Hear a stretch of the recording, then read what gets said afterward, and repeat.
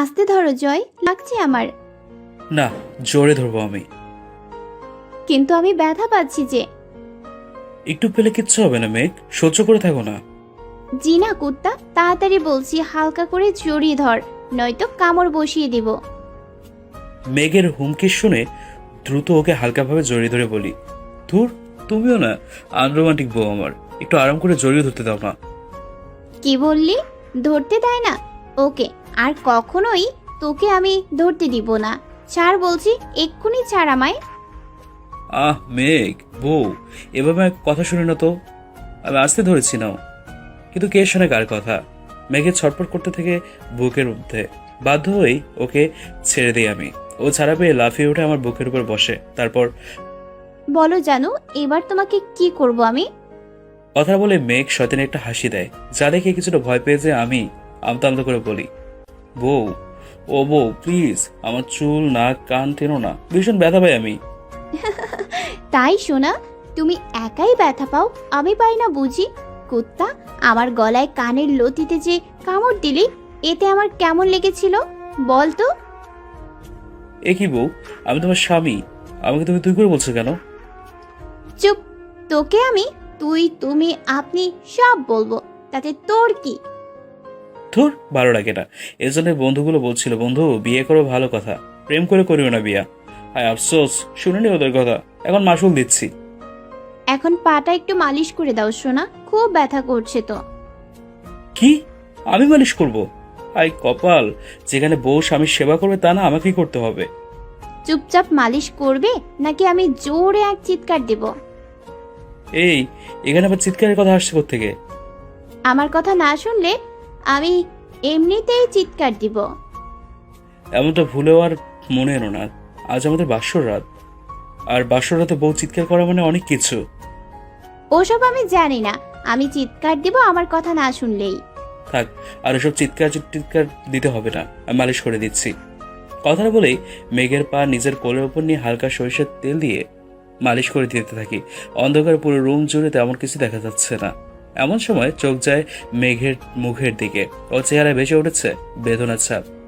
হে মেঘ, মন খারাপ করে আছো কেন? আঙ্কেলাটিকে খুব মিস করছো বুঝি?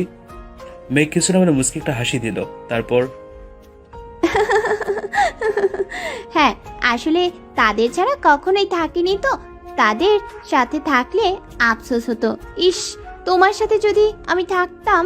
আর আজ দেখো, তোমার সাথে আছি বলে মন বলছে যদি বাবা মার সাথে থাকতাম। মেয়েদের যে কোনো একটা বেছে নিতে হয় মেঘ। তুমি আমায় বেছে নিয়েছো, এখন সারা জীবন আমার সাথে থাকবে তুমি। আর না চাইতে থাকতে চাইলেও। কথাটা বলে চুপ হয়ে গেলাম। মেঘ হঠাৎ আবার চুপ হয়ে যাওয়া দেখে বলে, এই এই কি হলো বলো? থাকতে না চাইলেও? থাকতে না চাইলেও জোর করে নিজের বুকের মাঝে আগলিয়ে রাখবো তোমায় গো, এটাই বলতে চেয়েছি। মেঘ কথাটা শুনে আলতো হাতে আমার জড়িয়ে ধরে।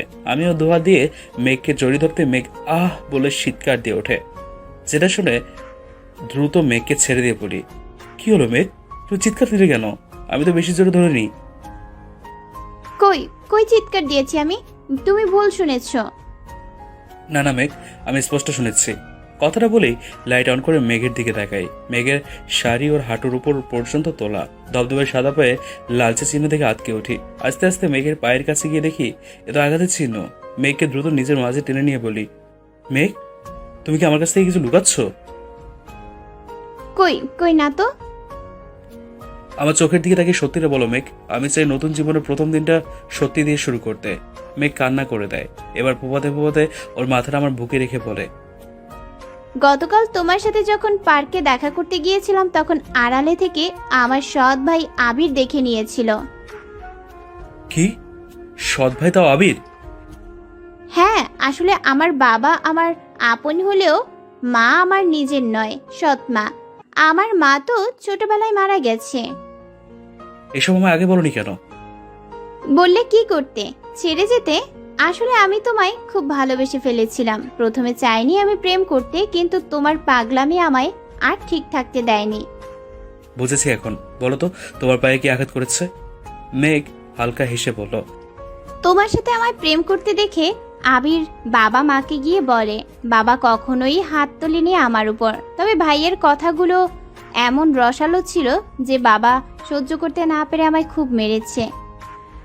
বাবা মেরেছিল পায়ে, আর তারপরেই সৎমা আমায় ইচ্ছে মতো মেরেছিল পিঠে। আমার আগে বলনি কেন? ঝামেলা করতে চাইনি। সারাটা রাত আমি ব্যথায় কাটিয়েছি, আর ঠিক করি তোমায় বিয়ে করে নিব, মুক্তি দেব বাবা মাকে। আর তাই জোর করে বিয়ে করলে আমায়? তুমি এক কথাতেই রাজি হয়ে গেছো বলে আজ আমি এখনো বেঁচে আছি, নয়তো বাসায় গিয়েই ঝুলে পড়তাম রশিতে। এই ব্যাস ব্যাস, আর কিচ্ছু বলতে হবে না। আমি তোমার এক কথাতেই বিয়ে করতে রাজি, বুঝলে? আর দেখো, করেও নিয়েছি। আর তাই তো এখনো আছি আমি। তা বউ, এভাবে কি জামাইকে দিয়ে তেল মালিশ করে নেবে শুধু, নাকি আদরও নেবে, কোনটা? মেঘ লজ্জায় মুখটা ঢেকে ফেলার বলে। জানি না, আমার বরের যা ইচ্ছে করতে পারে, বুঝলে? আমাকে আর পায়কে, বউয়ের গ্রিন সিগন্যাল তো পেয়ে গেছি আমি। আস্তে আস্তে মেঘের হাত দুটো ওর মুখের ওপর থেকে সরিয়ে নিজের মুখটা ওর খুব কাছাকাছি নিয়ে গিয়ে ফিসফিস করে বলি, বউ চলো না দুজন হারিয়ে যাই সুখের ঘর। মেঘ লাজুক এসে মাথা নাড়াতে টুক করে চারটা এক করে দিয়ে হারিয়ে যাই সুখের রাজ্যে। সারা রাত মেঘকে আদর করতে করতে কাটিয়ে দেই। পরের দিন সকালে দরজা ঠকঠক করে আম্মু বলে ওঠে, কি রে জয়, জমিদারের পুত, দরজা কি খুলবি? আম্মু এত ডাকছো কেন? আব্বু যখন তোমায় নিয়ে দরজা লাগাতো আমি কি এত নক করতাম? এই চুপ চুপ, কি সব বাজে কথা বলিস ঘুমের ঘোরে? ঘড়ির দিকে তাকিয়ে দেখ, 12টা বাজে। তো কি হয়েছে? হারামি, বাসরের পরের দিন বৌমারে দেরিতে উঠতে কত হাসাহাসি হয় জানিস না? আর তোরা তো 12টা বাজিয়ে ফেলেছিস।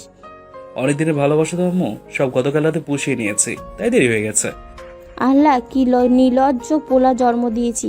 মাকে কি সব বলে। এই তাড়াতাড়ি ওঠ, সবাই অপেক্ষা করছে। কথাটা বলে আম্মু চলে যায়, আর আমি এক পলক মেঘের দিকে তাকিয়ে থেকে খিলখিল করে হেসে উঠি, কারণ পাগলিটাকে জোশ লাগছিল ঘুমন্ত অবস্থায়। ঘুম ভাগাতে ইচ্ছে হলো না, তবুও ডাকতে লাগলাম, বউ ও বউ, ওঠো না প্লিজ, তোমার শাশুড়ি আম্মু তোমার রাখছে তো।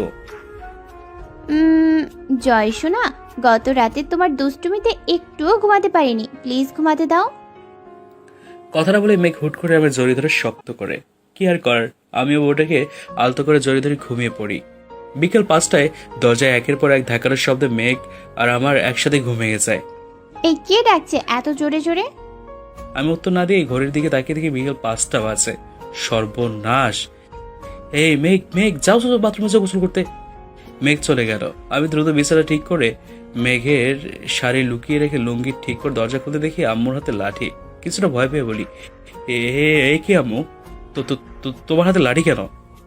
হারামজাদা, বিকেল 5টা বাজে বলি সারা জীবন বউকে নিয়ে রুমে থাকার শপথ করেছিস? থাকলে তো ভালোই হতো। তা বলো কি হয়েছে? ফাজলামো করিস? তোর বাপ তোদের অবস্থা দেখে সেই বাড়ি থেকে বেরিয়েছে, ফেরেনি। বাসায় মেহমানকে একা হাতে বিদায় করেছি আমি। গুড আম্মু, গুড। ছেলেকে সুযোগ করে দেওয়ার জন্য ধন্যবাদ। যা যা, গোসল করে আয়। আর হ্যাঁ, তাড়াতাড়ি আসবি, বিয়ে করে নির্লজ্জ হয়েছে। কথাটা বলে আম্মু হনন করে চলে যায়, আর আমিও দরজা লাগিয়ে এক দৌড়ে বাথরুমে গিয়ে মেঘকে পেছন থেকে জড়িয়ে ধরতেই মেঘ বলে ওঠে, আবার এসে গেছো দুষ্টুমি করতে? বউ এসো তো, বাথরুমে একটু তোমায় আদর করি। কিন্তু বাকিটা বলার আগেই ও ঠোঁট দুটো নিজের ঠোঁটে নিয়ে বন্ধ করে দেয়। তারপর আমি জানি আপনারা বোঝেন, তাই আর কমু না।